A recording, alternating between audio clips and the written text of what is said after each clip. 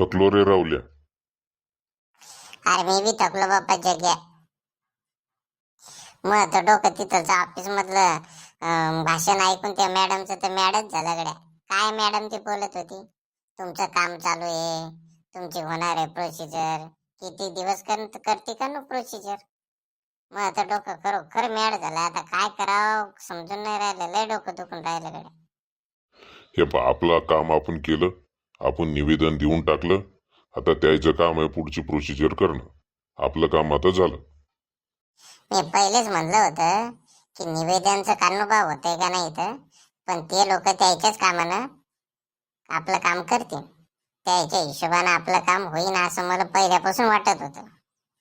अरे हो, पण आपण प्रयत्न करून आलो ना तिथून. आता काही ना काही ऍक्शन घेतील ना ते. मला एक सांगा बा, हे ओपन वाल्याची नियुक्ती ते पहिले देणार आहे, तर आपली नियुक्ती कधी भेटन हो? आता त्यानं ओपन वालीची नियुक्ती 8 दिवसांनी देतो म्हणे. आणि 8 दिवसानंतर जास्तीत जास्त 8 नाही तर 10 दिवसात आपली नियुक्ती भेटन. मग काय जास्त फरक नाही, 8-10 दिवसाचा फरक. तसे बी पगार सुरू व्हायला आणि आपल्या अकाउंटला यायला 3 महिने लागतात, आहे की नाही?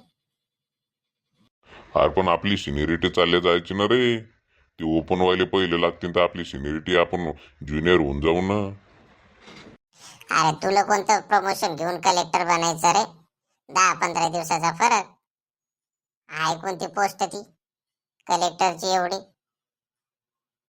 अरे कलेक्टरची पोस्ट नाही, पण ग्रुप सी मध्ये चान्सेस असतात ना क्लर्क व्हायचे. मग तिच्यामध्ये यायची सिनियरिटी पहिले लागेल ना, आणि आपण त्याच्यानंतर लागू. मी या भरती जॉईन करून घेणार आहे भाऊ, आणि सरळ सेवाचा आणि MPSC चा अभ्यास करणार आहे. काम बी चालू आणि अभ्यास चालू. इथे एखादं 2 वर्ष काढतो आणि तिकडे कुठं जॉईन होऊन जातो मी. ते मॅडम काय बोलत होती रे, किती दिवसात काम होईल म्हणे तुमचं नक्की? ती मॅडम बोलत होती 8 ते 10 दिवसात ओपन वाल्याला नियुक्ती भेटून जाईल. आणि आपल्या सारख्याला मग कधी नियुक्ती देणार आहे ती? त्याच्या 10 दिवस उशिरा.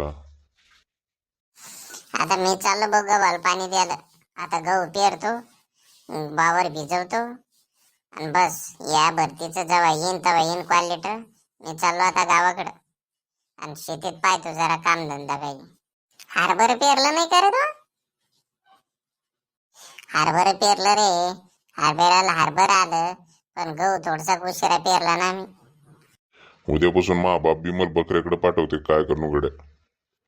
एका महिन्यापासून मी नुसतं मा बापाला टरकवतो की मी बकऱ्या वळत नाही, मा निकाल लागणार आहे. मी बकऱ्या वळत नाही, मा निकाल लागणार आहे. पण आता मा बाप बी नाही ऐकत गड्या. मला उद्यापासून बकऱ्याकडेच जाणं लागतं. काय करणं. अरे मग तीच गत आहे, आमच्या घरी बी म्हशी आहे, ढोर आहे. आता उद्यापासून मला मा बाप ढोराकडे पाठवते. काय करणार.